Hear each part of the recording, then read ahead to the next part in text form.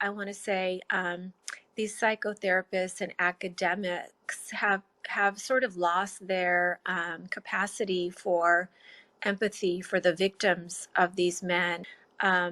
They have this sort of clinical curiosity, but they also seem to have a fetish of their own. They seem to have a fetish for these men and want to learn more and more and more. And they want to take us along. We don't need to know. We know what these men are. If they want to study these in a private space and publish their findings, but I don't understand why they are so fascinated by it. It makes me think they also have been groomed into having a sort of adoration or some kind of worship, you know, worship kind of behavior. The enemy is at the gate, but I think there's going to be more pushback from clinicians who've got a vested interest in perpetuating the idea of gender ideology. And they will do that at the cost of safeguarding the most vulnerable.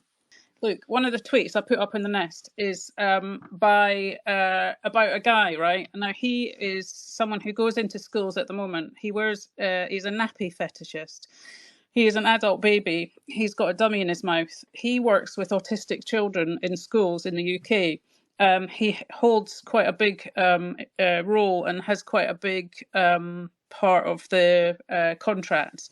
He's a walking, talking bit of evidence to why it's important that we smash the doors off anyone enabling these paraphilic guys to get more of a chokehold. So, and further, there's a lot of people who are making a lot of these pushback tweets. You know, they're not clinicians, and maybe that's why they're not being very professional about it. So I'm quite happy just to carry on the conversation, and maybe they'll all fall by the wayside, because I don't even understand why they're sticking their neck in anyway. Because really, what have they got to say? I don't know. Anyway, I'm going to just move on to one more contribution. Heather's the next person when you're ready, Robbie. Thanks, Ayla. Oh, thank you so much. And just really quickly, Ayla, I just wanted to say, when you were talking earlier about the true trans stuff and the gender dysphoria and all the rest of it, and I want to put my hand up and apologise, because I was sort of taken in by a lot of that stuff for quite some time. Did I mention I was married to an AGP when I was very young? Yes, I'm sure I did. My ex-husband, I did not get that off the internet. He just that's kind of a thing I think men have. I think it's to do with it's complicated, but they do see being fucked and fucking as slightly different. So being fucked is how I'm sorry for the language, but people will say, you know, if one is doing the fucking, one is in power, and if one is being fucked, one is on the receiving end of that power.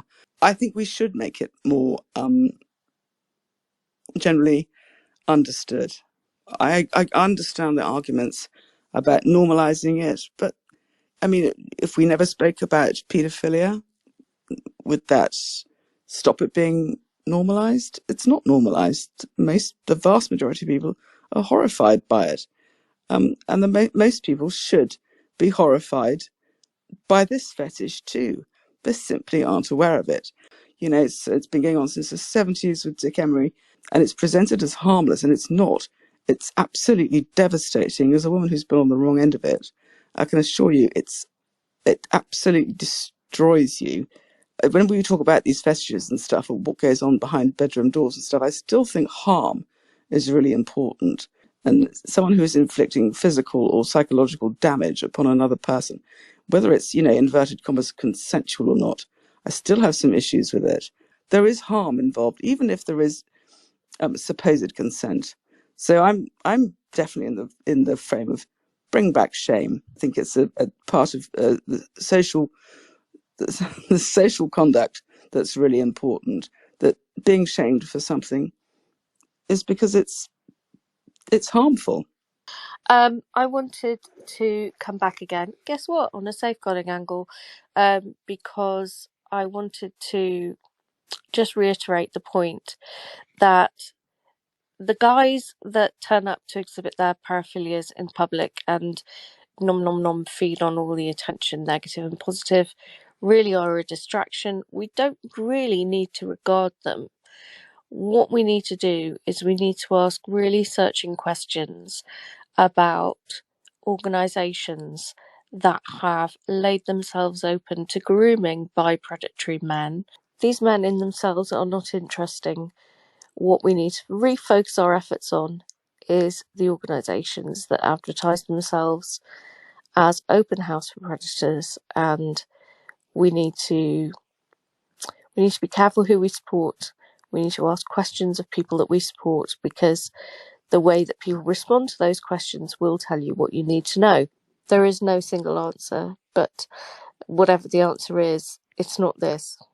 I think the public display of fetish is the most obvious escalation. So there is something about moving from the private sphere to the public sphere and wearing your fetish full time. And I'm saying wearing your fetish full time as if it is just putting the clothes on, but it is about no longer being satisfied with that the masturbatory impulse. It's about getting supply from walking among other people who may or may not be aware of what you're doing. And my concern is that somebody who does that is, we know that it's very unlikely that somebody has just one fetish, and that the escalation of one fetish is a very likely signifier that there are other fetishes and paraphilic behaviours also escalating. I was just going to say something about the connection to male violence, actually, and the fact that men with paraphilias basically are more likely to be violent. And a thought popped into my head about the Fair Play for Women study that they did about men in prison. I'll see if I can go and find it, which was about men who were transgender or performing transvestitism, were over 50% who were in prison for sexual offences, as opposed to 11% of the overall male population. Regarding escalation, it's something I want to come back to just slightly. Escalation is also in terms of other paraphilias. Because if you have one paraphilia, they're a bit like Pokemon. You really have to catch them all. Now, please bear in mind how debilitating one paraphilia is. It becomes your entire life.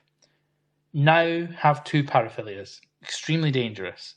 On the escalation problem, I think sometimes these things, it's just taken as read. I mean, what do you want? A blow-by-blow account of what it's like to live with a gynophilic man? Well, of course it escalates. It just gets worse. Of course it gets worse because there's no resolution. There's no realistic resolution to it. I think we're all agreed, but I appreciate everyone's tolerance for my rather incoherent ramblings. Thank you.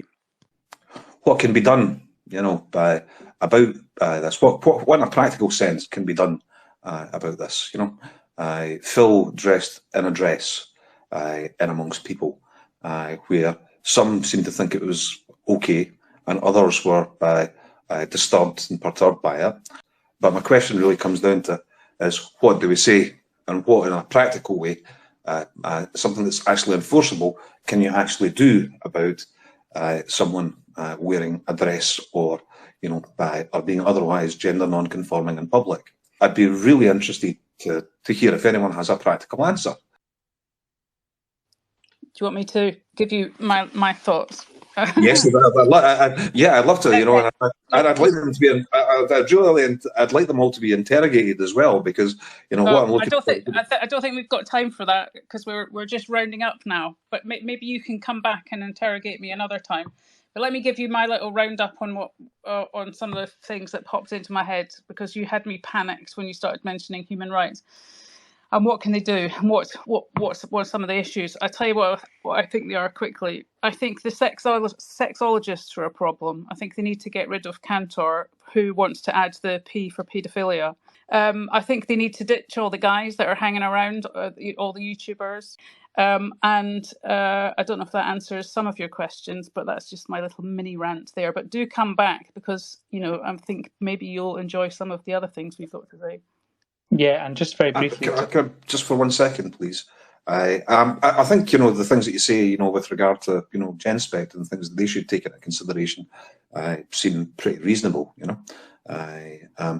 And you know, I'm not for a moment disagreeing that anyone's fears are unfounded, you know. But what I'm really coming down to is, you know, is what do you do about a man in a dress, or, you know, and what's reasonable for society to say, you know, says this is how, you know, this is how we should treat this behaviour, or where we should draw a line. That's really my question.